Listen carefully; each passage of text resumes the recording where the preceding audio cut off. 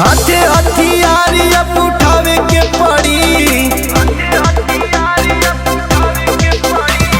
हाथे हथियार अब उठावे के पड़ी। तब आजमगढ़ के पावर देखावे के पड़ी, अब आजमगढ़ के पावर देखावे के पड़ी, अब आजमगढ़ के पावर देखावे के पड़ी।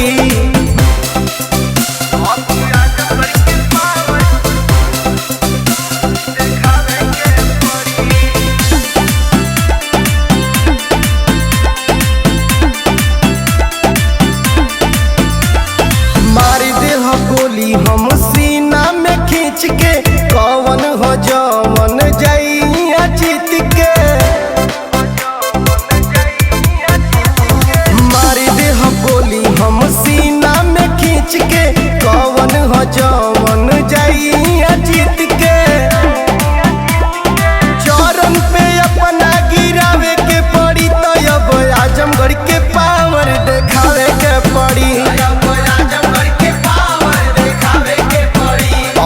आजमगढ़ के पावर देखावे के पड़ी।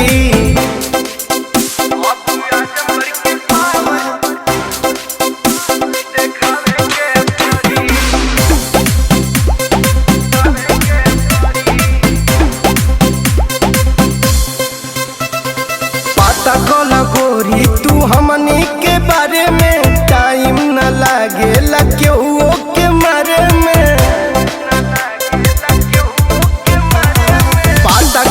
गोरी तू हमनी के बारे में, टाइम न लागी केहू के मारे में।